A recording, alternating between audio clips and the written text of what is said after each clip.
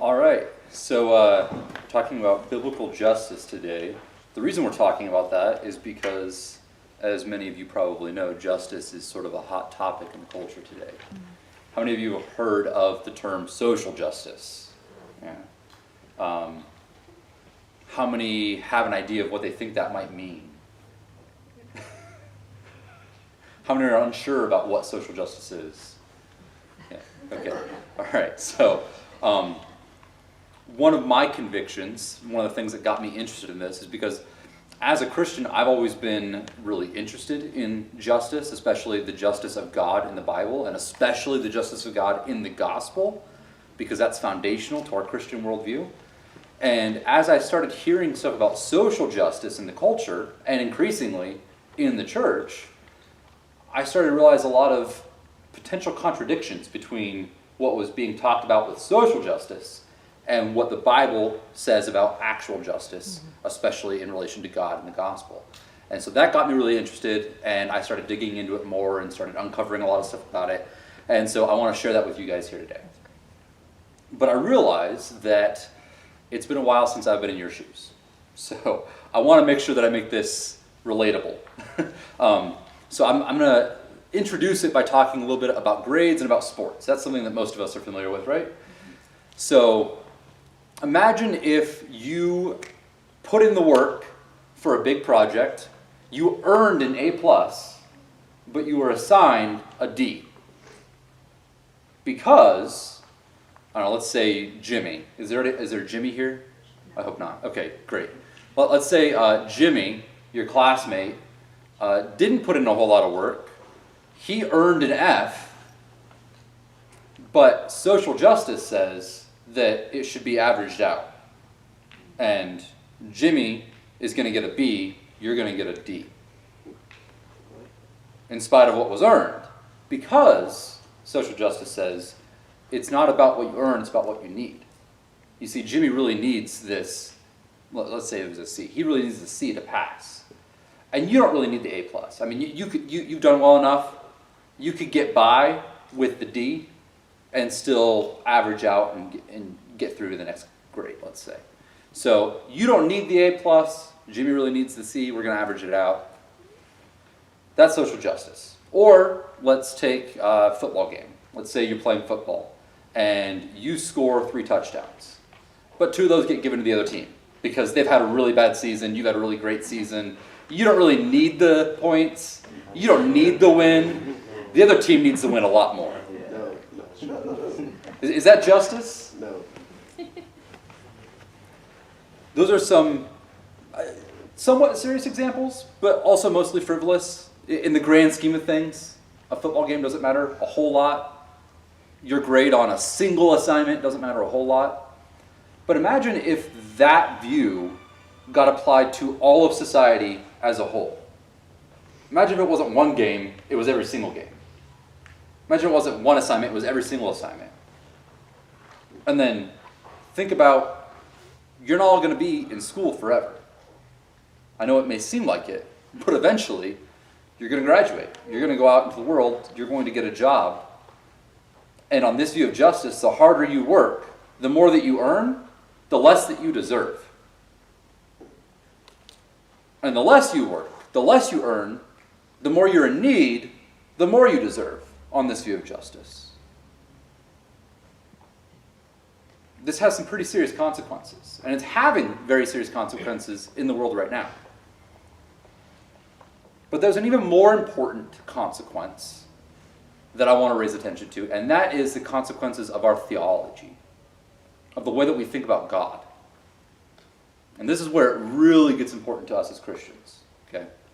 And then it has a lot of important effects in the world that we'll get into later.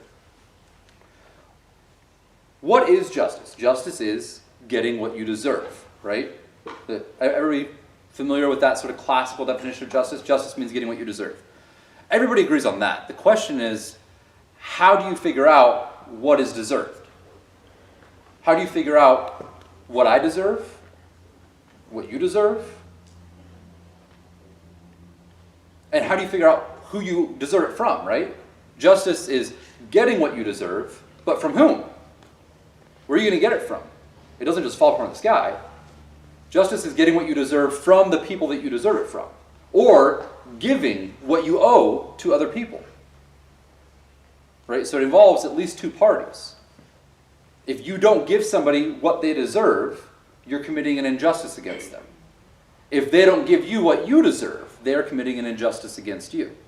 How do you figure out who deserves what? How do you figure out what you owe and who you owe it to? How do you figure out what you deserve and who you deserve it from? And possibly more importantly, if you care about other people, if you care about justice in society as we should, how do we figure out what person A deserves from person B? Or vice versa? Because we should care about injustice in society. If someone has experienced an injustice, we should want to right that injustice. That's what the legal system is about. That's what the court system is for, is to correct injustices. But we have to get justice right first. So how do we figure out who deserves what? How do you figure it out? There's a social justice theory which basically says it's based on needs. And that's kind of what we just talked about a little bit in those examples. The way that you figure out who deserves what from whom is if somebody needs something, then they deserve it. Who do they deserve it from? The person who doesn't need it. The person who has it in abundance. So if you've got extra of something and somebody else needs that, social justice says it's an injustice for you not to give that to that person. An injustice. Meaning that they deserve it. They have a right. In fact, that means that they could come in and steal it, and it's not actually stealing, because you didn't own it to begin with. Right? Justice is about ownership. Justice is about who rightfully owns something, who has a rightful claim to something. So the idea of social justice is that needs determine what is rightfully owed by whom. There's a historical maxim, I don't know if you guys have read about this. It goes, from each according to their ability, to each according to their needs. Does that sound familiar to anybody? That's the maxim about justice from Marxism. But you don't have to be a full-blown Marxist. You don't have to ever have read Karl Marx or any of his followers in order to adopt that view of justice. A lot of people today adopt that view of justice. It sounds nice. From each according to their ability, to each according to their need. It sounds compassionate. But what happens when we apply that to God? What happens when we apply that to our theology and to the gospel? What does God deserve? What do we owe to God as justice? What does God say we must give to him as justice? Everything, right? In particular, we are to glorify God with all of our lives. And if we don't, then he says that we've committed an injustice against him. That's what sin is. Sin is the failure to glorify God in all of life. But does God need us? Does God need us to glorify him? Is he sitting up in heaven like starving because he's not getting any glory fumes from us? Is he going to die if we don't glorify him? No. That's absurd, right? He's self-sufficient. He doesn't need anything. I mean, he says so, right? So if I was hungry, I wouldn't ask you. I don't need anything from you. I created you. God doesn't need us. He doesn't need anything from us. And yet he says it is an injustice when we don't glorify him the way that he has commanded us to. Well, why is that? If he doesn't need it, how can it be an injustice? Because justice isn't based on needs. He deserves it. Doesn't matter if he needs it or not. He deserves it. That's why it's an injustice for us not to give it to him. But more consequentially for us, what do we deserve from God? If God gives us justice, what do we get? As sinful human beings, as humans, as his creature. He created us for his glory. He gave us everything we needed to glorify him. And he said, glorify me in all of life. Go and enjoy life. Just obey my commands. And we said, no, not going to do it. We're going to spit on your glory in every way that we can in our lives. In response to that, what does God justly owe us? Death. The wages of sin is death. Wrath, even. The Bible says he's coming back to tread the winepress of the fury of the wrath of God. And the Bible says that's justice. That it's just for God to be angry at us for our sin. Why? We don't need his anger. I mean, I don't know about you. I don't need his wrath. I need a lot of things. I don't need God's wrath. But the Bible says I deserve it. The Bible says that God's justice demands it. Why? Because justice isn't about needs. It's about what you earn. That's why the Bible says the wages of sin is death. A wage is something you earn. You go to work, you punch in, you do the work, you punch out, you add up the hours at the end of the day, and based on your hourly rate, you get a wage. You get paid based on what you've done, what you've earned. That's justice. When we clock in, we sin, we sin, we sin, we sin, we sin, we clock out, we go to sleep. Probably sin a few times in our sleep too. We're earning our wages with our sin. And our wages are death. Our wages are the wrath of God. That's justice, according to God. Now, thankfully, there's a way to escape that. How do we escape that? What has God provided to us as a way to escape his wrath? Christ. Why did Jesus have to come and die a horrible death? A bloody, horrible death on a cross? Why did he have to endure agonizing pain and absorb the wrath of God? It's because God is a God of justice. If God looked at us as sinners and he said, you know what, I'm just going to sweep that under the rug. I'm just going to ignore the fact that you've sinned against me your entire life. Go ahead, come on into heaven. I'm feeling generous. I'm just going to overlook it. He would be unjust. The entire universe would cry out against him that he is an unjust judge.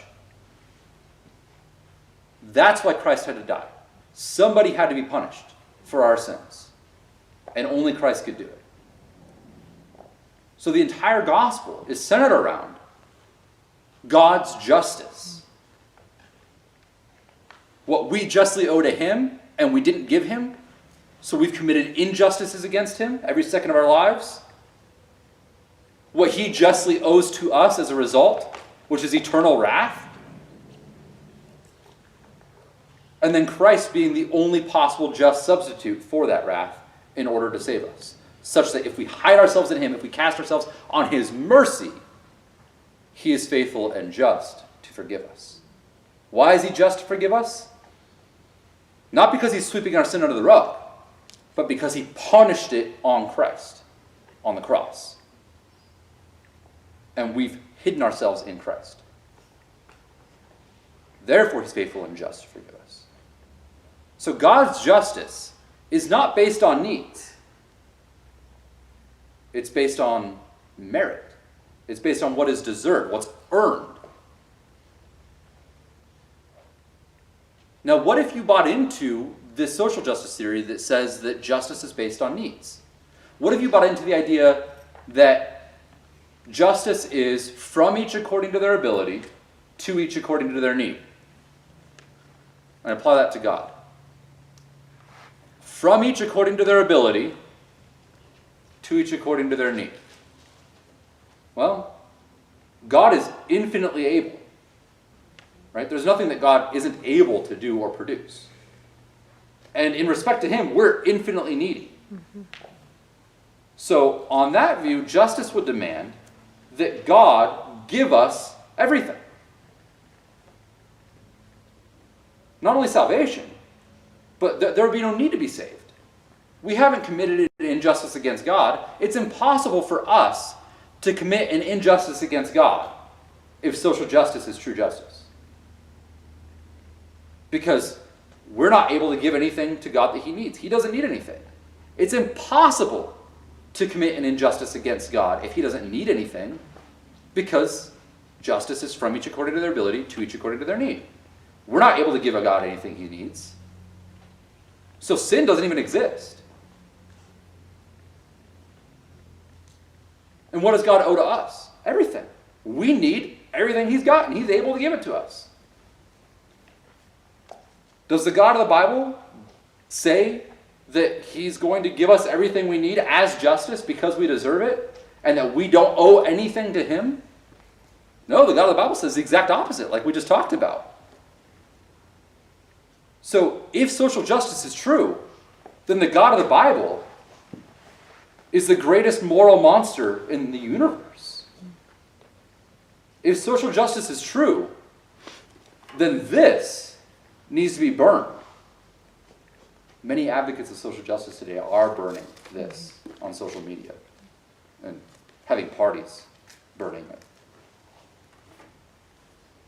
If social justice is true, then Christianity is evil, especially the gospel. The gospel is the most unjust thing in the universe if social justice is true.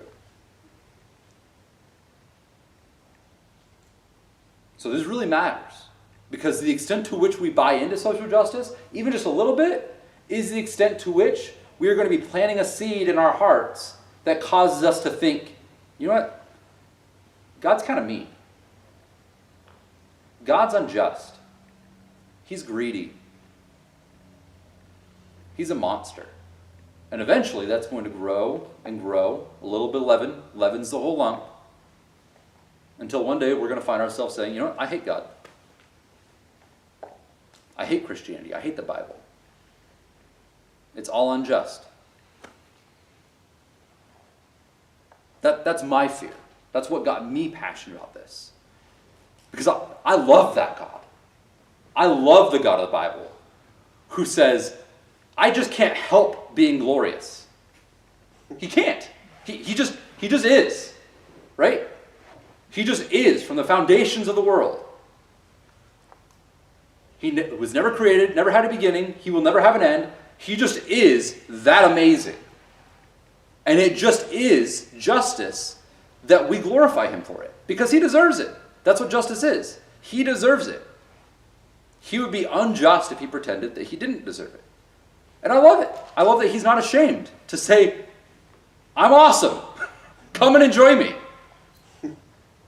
And the way to enjoy him is by enjoying life, by being what he created you to be. It's not like, I know some Christians get this idea that the Christian life is all about asceticism. You guys know what that word? Think of grabbing a whip and just whipping your back and saying, I'm evil, I'm evil, I'm terrible, I'm terrible. Right? It's true, we are evil. We are sinners. But before we were sinners, we are image bearers. We are created in his image. The reason that we're sinners is because we failed to be what he originally created us to be. He originally created us to be the kings and queens of the world. We are the crown jewel of God's creation. We're meant to rule over all of the animals and all of the earth, to take dominion over it in excellence and to enjoy it and to glorify him as we do it. That's what he created us for. Sin is our failure to do that.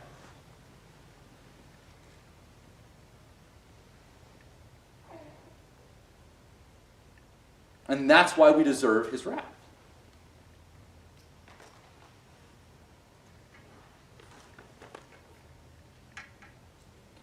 But what about when it comes to caring for the poor, right? Because this is something that confuses a lot of Christians, and understandably so. Because the Bible absolutely commands us we must care for the poor, right? Over and over and over again. Old Testament and New Testament. God is very concerned that his people care for the poor.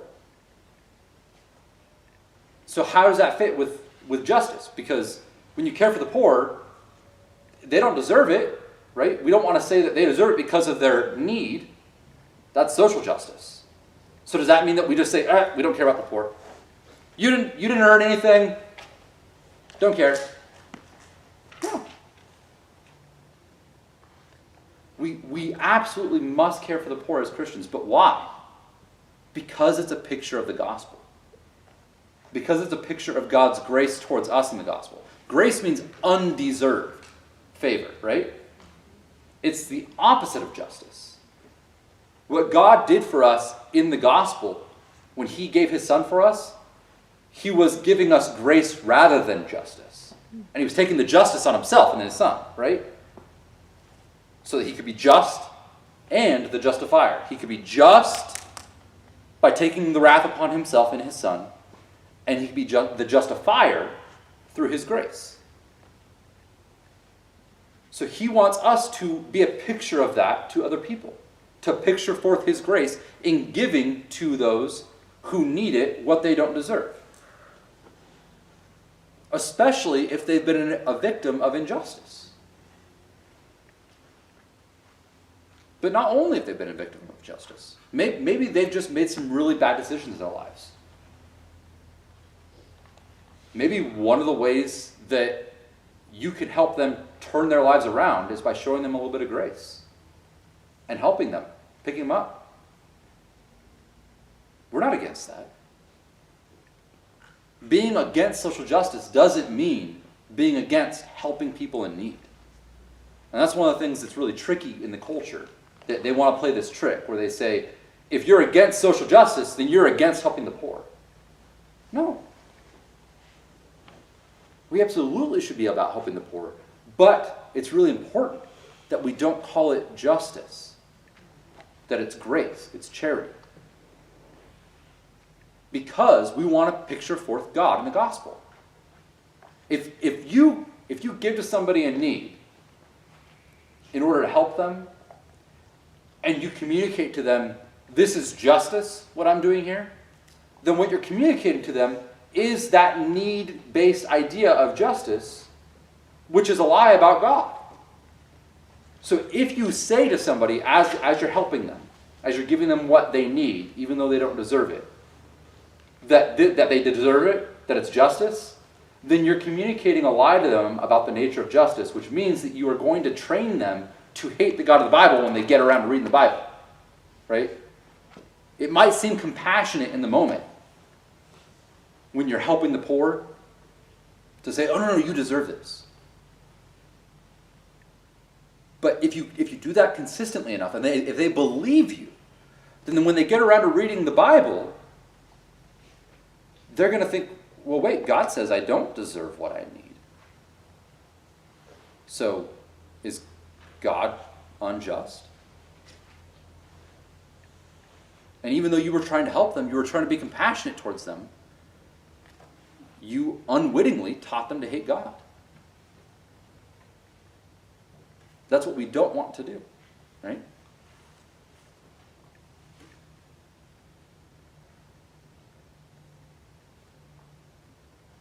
What about in our own lives? Like, now that we know what justice is, hopefully, right? We'll do a Q&A in case you guys have questions. But assuming we know what justice is now, that it's based on what is earned rather than what's needed, how do we think about that in our own lives? And how do we go about making sure not only that we receive justice, but more importantly, that others are receiving justice? Because here's the thing. If you live in a society where other people are being victims of injustice and you're turning a blind eye to it, you're going to be next before you know it. It might be easy to say, well, it's not affecting me, so I don't have to worry about it. But the thing about injustice, the thing about evil, the thing about sin, is it has a tendency to spread, especially when ignored, especially when left under the cover of darkness. That's why the Bible tells us to expose the evil deeds, to shed light on them.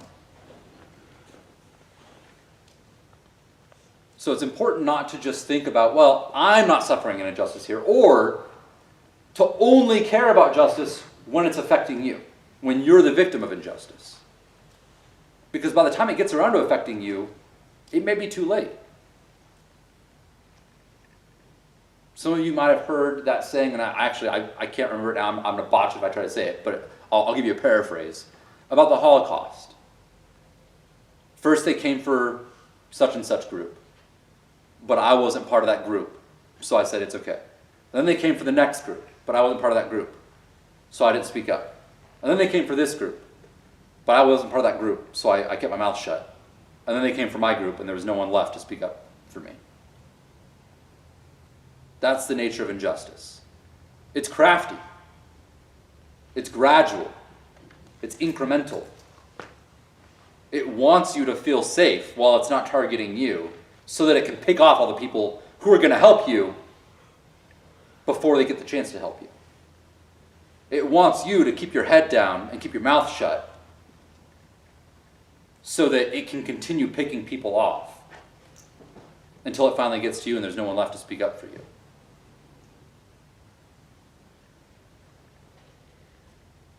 So if we care about justice and injustice against ourselves, then we have to care about justice in society.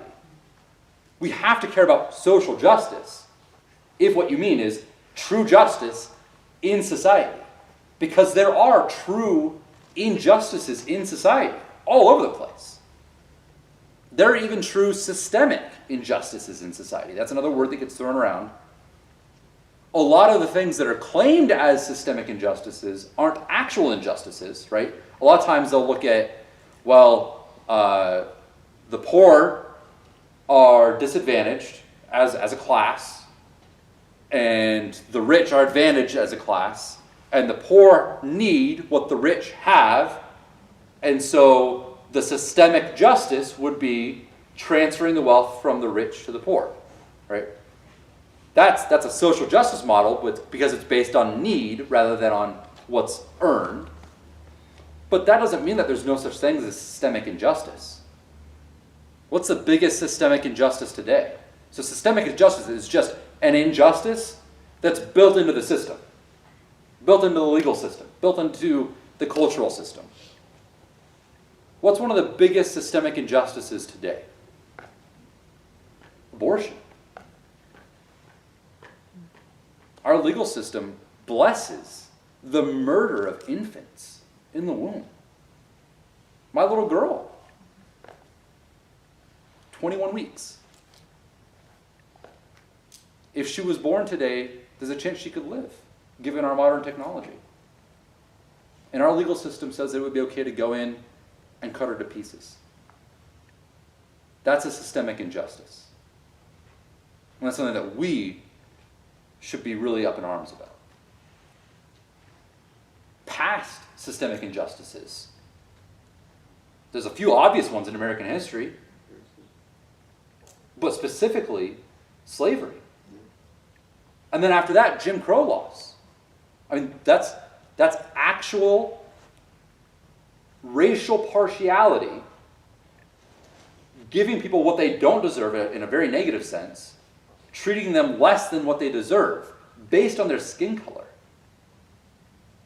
Built into the legal system. That's a systemic injustice, and thank God many people rose up and fought it in many ways, including physically with war even, in order to end it.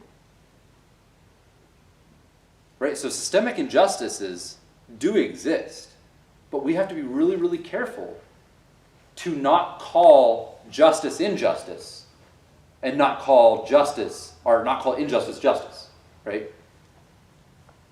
Woe to him who calls what is good evil and calls what is evil good.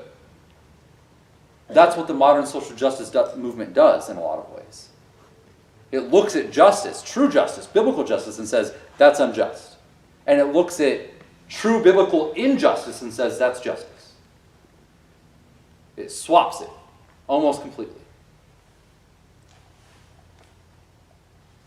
So, we need to stand up for it, we need to be educated about it, and we need to be thinking about it in our own lives.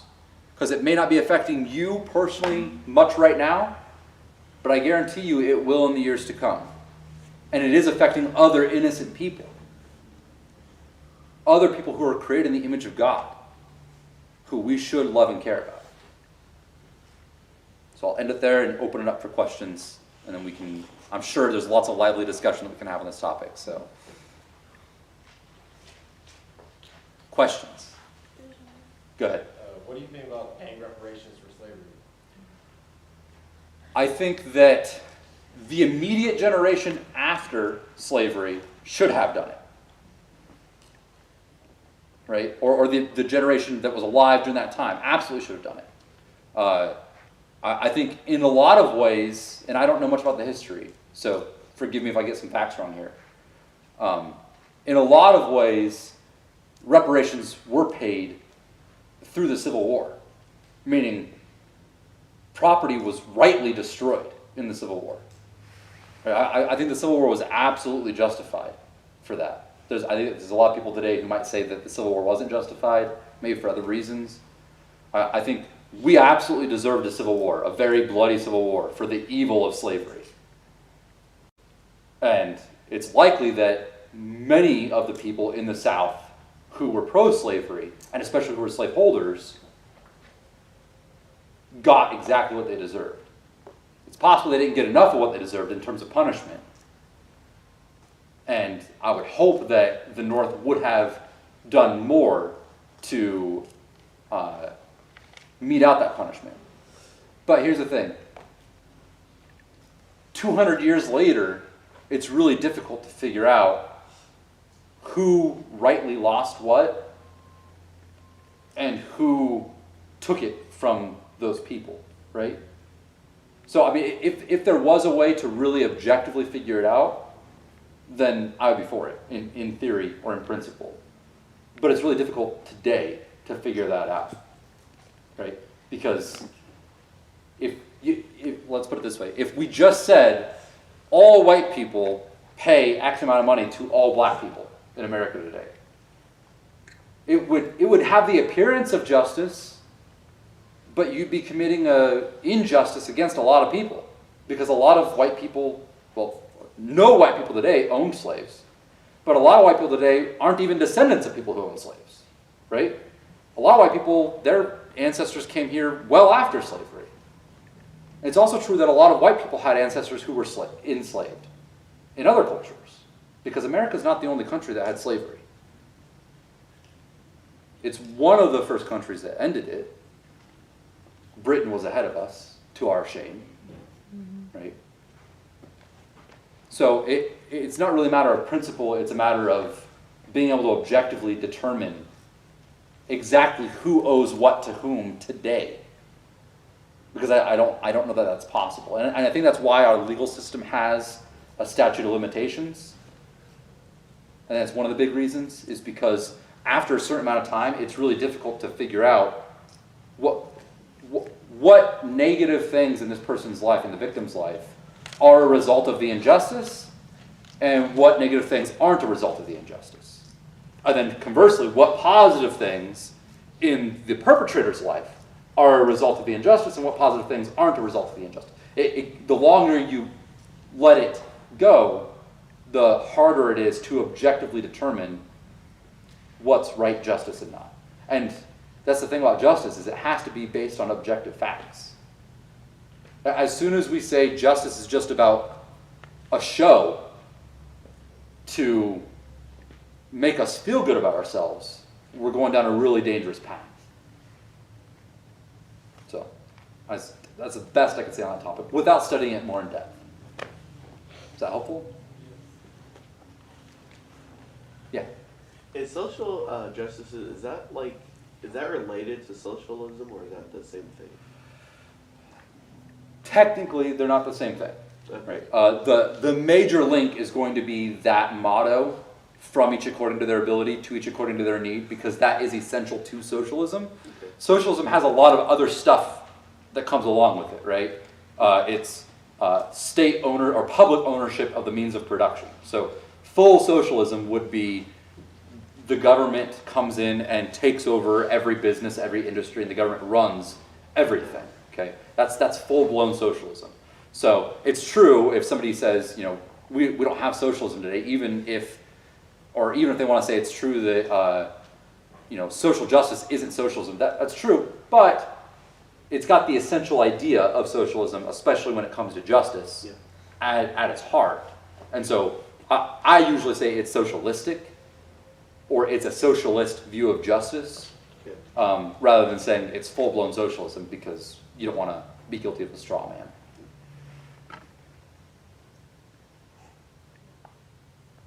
Yeah. Does a court go by social justice rules? Are those their standards, and they're okay, you broke this? Well, is that their argument? Sorry. They go by social justice, courts and stuff, judges. Okay, so contemporary courts in America? Yeah. Some.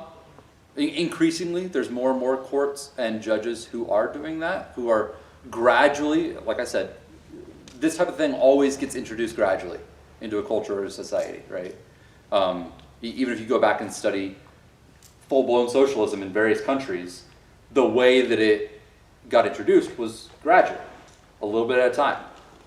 So we are seeing a lot of that today, and a lot of laws that are being passed are based on that. In fact, our tax system for a very long time in this country has been based loosely on this idea of social justice, right? Because I don't know if you guys are familiar, probably not, but eventually you're going to need to get familiar because you have to pay taxes. Welcome to adulthood. It's not fun. The tax structure is quote unquote progressive, meaning that the more you earn, the higher percentage of a rate you pay. Right? That's an aspect of social justice because it's saying from each according to their ability, right? If your ability is really high and you make a lot of money, then you've got to pay more in taxes, a higher rate, not just a higher amount, right? Because biblical justice would be equal weights and measures. That's the term the Bible uses. Equal weights and measures, meaning, and this is why when you see a statue of Justice, of Lady Justice, she usually has a blindfold, and she's got scales and a sword, right? Because it's supposed to be, she's blind to irrelevant factors. And it's equal across the board. Equal justice for everybody. Equal weights and measures. But the progressive tax system is different weights and measures, different tax rates based on your income, based on your ability. And it effectively does from each according to their ability to each according to their need. So it's been based on social justice, even though the modern day terminology of social justice likely wasn't around when it got implemented. Just because the terminology wasn't around doesn't mean the idea wasn't around. So that's one major example that we see today. There are lots of other examples. Increasingly we are seeing that in a lot of laws that are being passed, in a lot of executive orders in certain states, and unfortunately in the courts. So, yeah.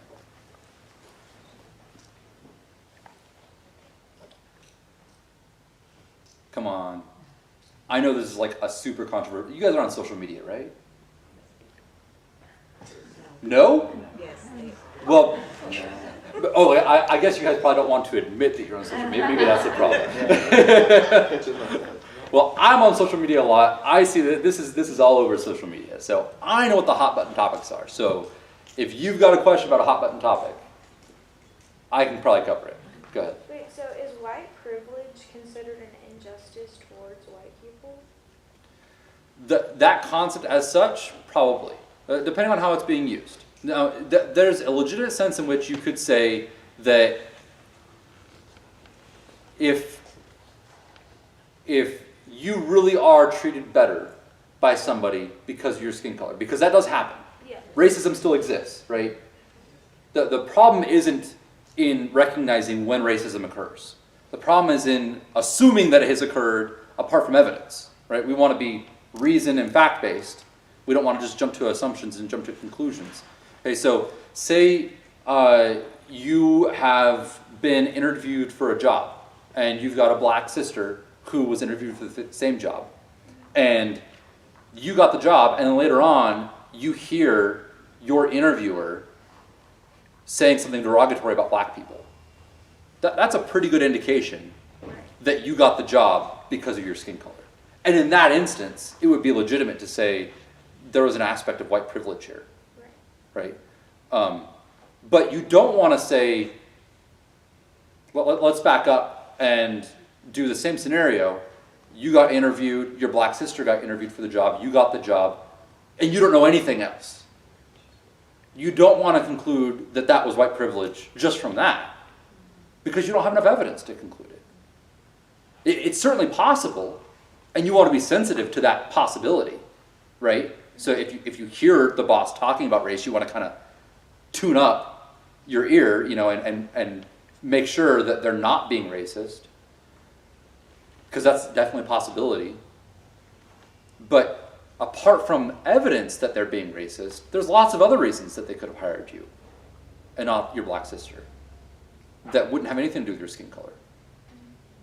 And so we definitely want to be sensitive to the possibility of racism and the fact that racism does exist in society, but you don't want to jump to conclusions because that would be an injustice, right? Good question. Yeah. Are the court systems based more on emotion now than actual law? Unfortunately, increasingly, yeah. And there's a lot of social pressure to go in that direction. But it's not always the case. I mean, don't give up hope and say, oh, well, our society's gone. There's no hope for justice for me. So it's mixed. We're sort of, if you look at historical examples of countries or nations moving into socialism, we're roughly in the early to mid stages. So it's possible that it's going to tip over the edge and we might become like Venezuela. It's scary. It's important to reckon with the fact that it's a possibility. And given the trajectory that we're on, it looks like it's inevitable if something doesn't change. And it's another reason for us to be passionate about figuring out these ideas and working to change it in the culture.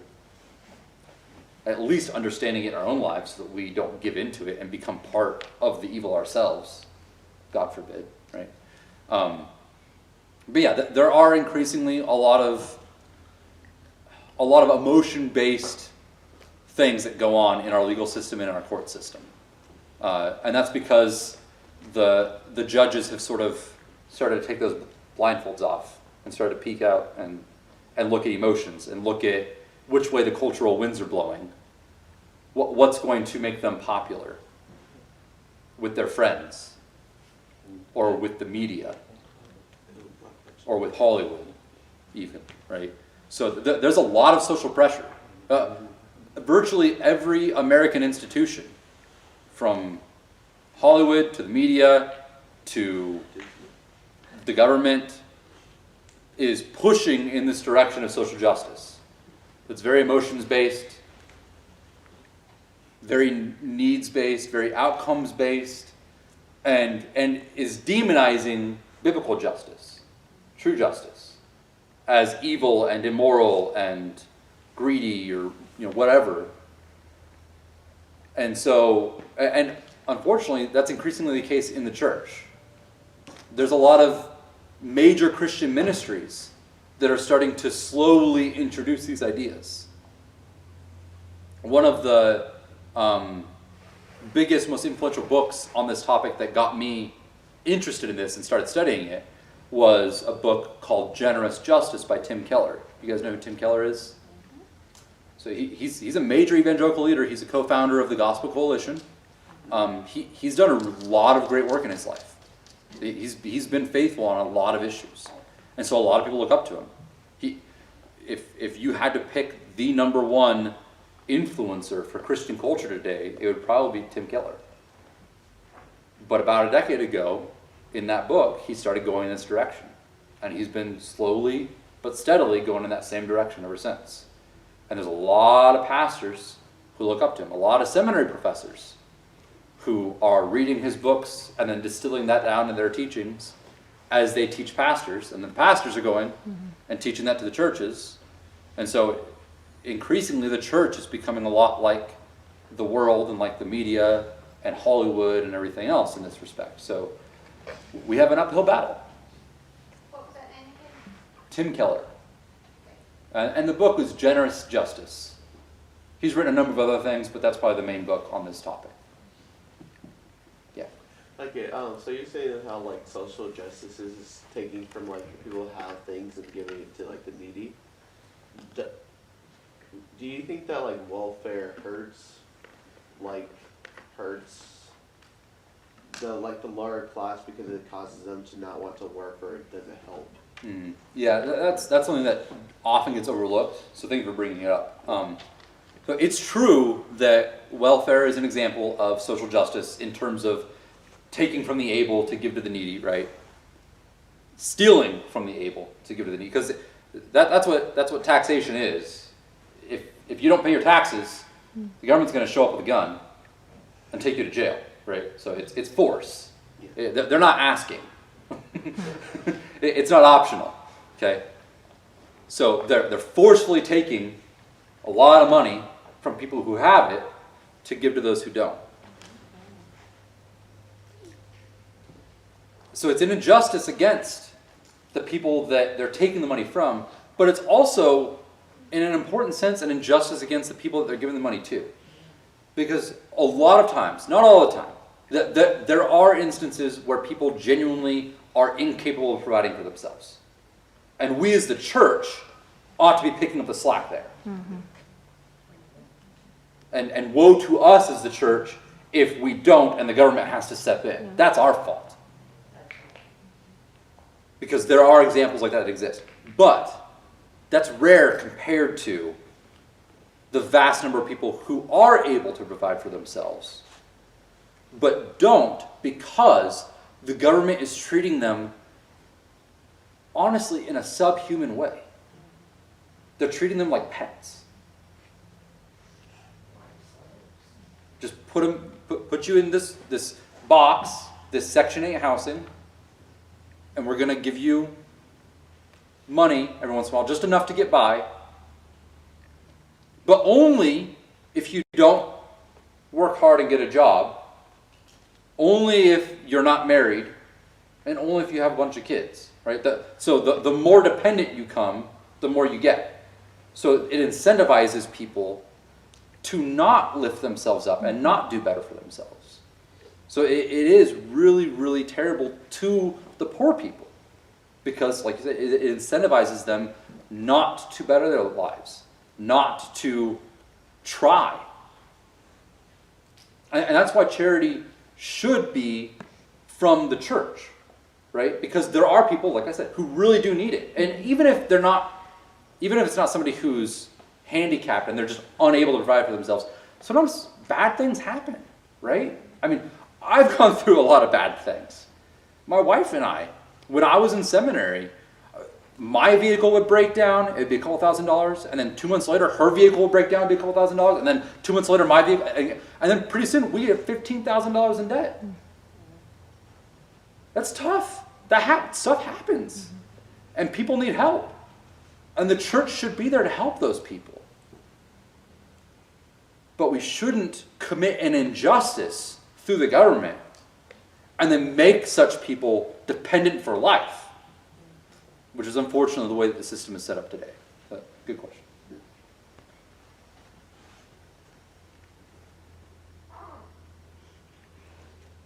Any other questions?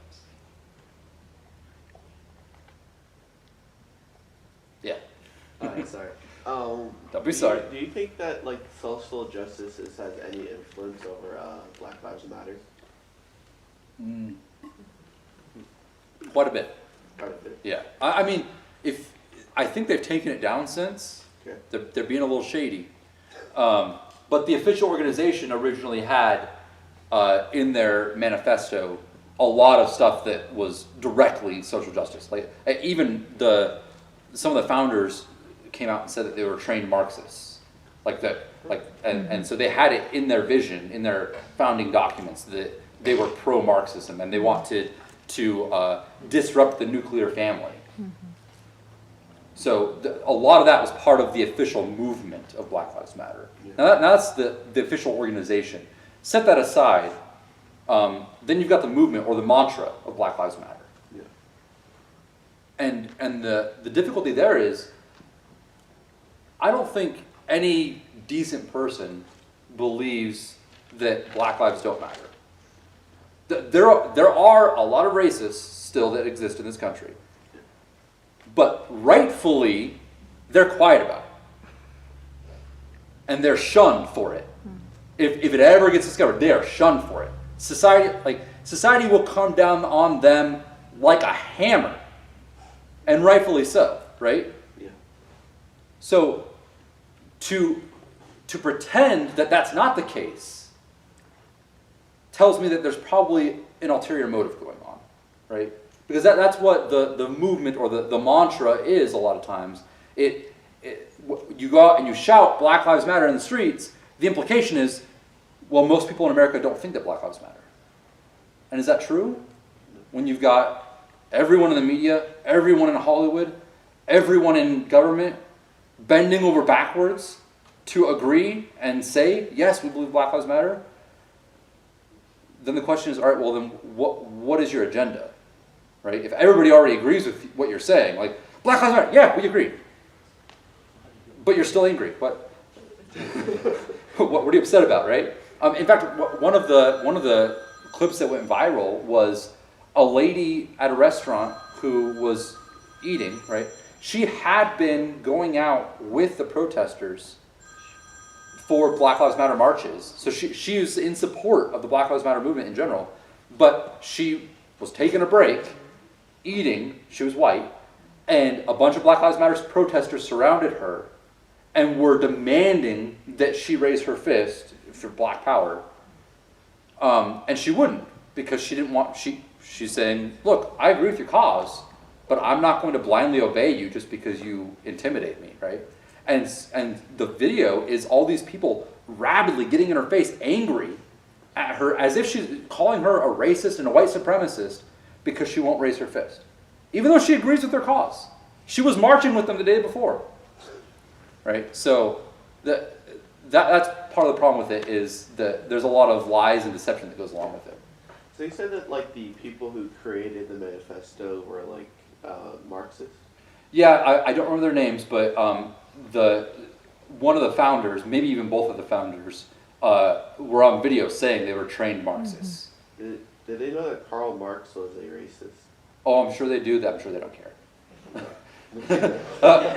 But for a lot of that stuff, racism is just a means to an end. They don't care that much about Black lives and about racial injustice, because there are racial injustices that do exist that they overlook. Yeah. They just want to utilize it because it's easy. With America's past, if America was ever going to give in to socialism, it would be through the race issue. Because people rightly have a seared conscience about our past. Yeah. Right? And so that's an easy lever to get in and manipulate. So.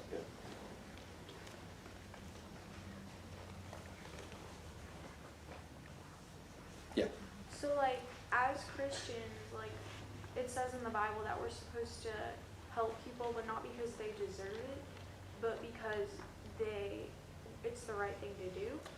And then, but what about, like, kids who are starving and don't have a home? Is it because, like, oh, I'm going to help you because I'm a good person and it says that in the Bible? Or do we help them because they deserve a home and they deserve food? It shouldn't be because I'm a good person. It shouldn't be because they deserve it. It should be because God's a good God. This is what God did to me. The Bible says, in our sin, we were like orphans, starving, broken, homeless. And God graciously gave us what we didn't deserve, but that we desperately needed, right? And so the point of helping the poor, no matter what the issue is, especially when they don't deserve it, is to picture forth the image of God and His grace, and to say, this is a picture of what God did for me. I want to do it for you. That's the biblical motivation. Yeah. So for the people that, or like the kids that are poor, should we like restrict the child labor laws so they can like find a job and provide for themselves instead of?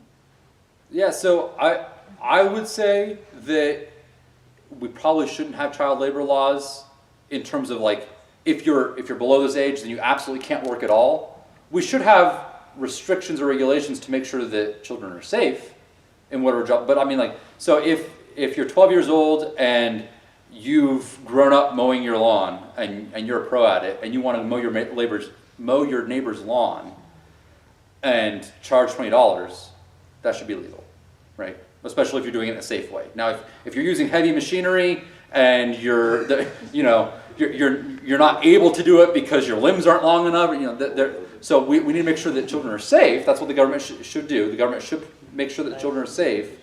But the idea that children don't work at all is sort of a modern day luxury. If you go back just a couple hundred years, children worked on the farm from sun up to sundown, because if they didn't, the whole family starved, right? So it is a nice luxury that we want to take advantage of, but we shouldn't punish people who aren't able to take advantage of that luxury. Now, let me back that up by saying, again, the church should be helping such people, right? The church should be overly abundantly providing charitable resources for people who really do need it. I think that's the end of my time, but okay, go ahead. When you said like we should help the people poor, and me, I'm actually sponsoring a kid who's 14 my age, and he doesn't have no food. He doesn't have food? That's awesome that you're sponsoring him. Is he here in the U.S.? Mm-mm. Are you aware of organizations that can help him? I'm in this organization, I don't know the ending of it, but it's childhood, I think. Mm-hmm. Well, awesome. Like, thank you for doing that. Maybe share that with everybody else here, and raise awareness for that. Because there are children and adults all over the world who aren't able to eat. Mm-hmm. And like I said, that's on the church. We are supposed to be the light and salt of the world. We're supposed to be helping them. The government is not going to help them. The government is going to make a big show about helping them, and the government's going to waste 98 cents of every dollar that you give them on bureaucracy and red tape. And then they're going to say, look what we did, now give us more money. Okay, so the best, most efficient way to help people, and the godly biblical way to help people, is through private charity, especially as the church. And so we need more organizations like that. We need more Christians founding organizations like that, and being really passionate about helping those people that are in need. And again, it's so that we can picture forth the grace of God in the gospel. All right, thank you. I think that's the end of my time. If you want, you can, if anyone else has a burning question, now would be a good time Okay. to ask it. All right. It's a great, I have yeah. just Sure. Come on. application question for you. As adults, there's ways that we can get involved to Mhm. fight social justice and everything. What can they do? Do you have any ideas that, like, if they're really passionate about something, like, how would you encourage them to make a difference? So What? this has to be under the authority of your parents. So if your parents are okay with you being on social media, that's where a lot of this ideology is taking place, right? So I mean, even something as simple and seemingly goofy as memes, right? You guys all know what memes are. They seem goofy. They're very effective at spreading ideas, right? I've started creating memes myself about social justice and about other similar issues, right? And just putting them out there because they get shared. They get thousands and thousands of shares. So if you can come up with short, simple ways of communicating truth or of contradicting false ideas, and you can do that on social media, in a tweet, you got 280 characters. This is a good challenge for you because I know you guys are taking writing classes. Twitter's a good challenge for your writing because you've got to say something punchy but concise in 280 characters, unless you do a thread. You can do threads now. But I mean, I find it challenging, and I've been writing for a really long time, but I enjoy Twitter for that challenge, because it forces you to have to think, all right, how can I say this most powerfully in as few words as possible, such that it's going to get shared a lot of times, so a lot of people are going to see it. So that's one big way that I've noticed. There are lots of others. Just having conversations with people. I found a long time ago that when I disagree with somebody, an atheist, this happened a lot of times when I first became a Christian. I had lots of atheist friends. Hey, let's get together for coffee. Let's talk about it. Let's go over arguments for the existence of God. Let's talk about social justice versus biblical justice. Or you don't have to call it biblical justice. You can just call it true justice, right? Justice just is getting what is earned. It's not based on needs, and you can talk about the absurdities of it. All right, so getting together with coffee or with people for coffee. Those are some examples. Yeah. Yeah. Oh, sorry. Was there one over here? There's one more question. No, but actually that was mine. Okay. Last one. I just want to point out that he mentioned getting coffee and that he's not trying to debate someone over Instagram. Yeah. So so social media is a good place to sort of initiate conversations. It's not the best for conducting an entire conversation. Right? Okay. That's if it's somebody who's not in the locality that you're in, then you can do that through private messenger or email or something like that. That's usually really good. But if possible, the best is getting together with them, right? And just having a cup of coffee and talking about it. So my question is just if you would address to our students why when our students, especially our white students, say all lives matter, why that is racist. Why it's racist to say all lives matter. So the difficulty with that is when somebody says Black Lives Matter, the reason that they're saying it is because, at least in their mind, they have the idea that many people in our culture don't believe that Black Lives Matter, right? And they might have legitimate reasons for believing that. So if you just say all lives matter in response and nothing else, then it can come across like you're saying, I don't care about your concern about Black lives. So at least that's why it can come across as racist. Whether you mean it as racist or not, it can definitely come across as racist, so you want to be careful with that. I think it's better not to use either mantra and just say, when someone says Black Lives Matter, what instance in society do you think has shown that people think that Black lives don't matter? Right? Because that's what they're saying. When they say Black Lives Matter, they're saying people in society don't believe that Black lives matter, and I'm trying to reemphasize that point. So you can ask, well, where do you think Black lives aren't mattering in society? Right? They might point to George Floyd. Well, was that about his race?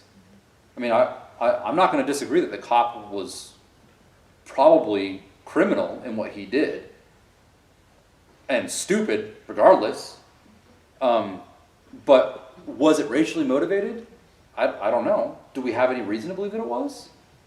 Or Jacob Blake, same thing.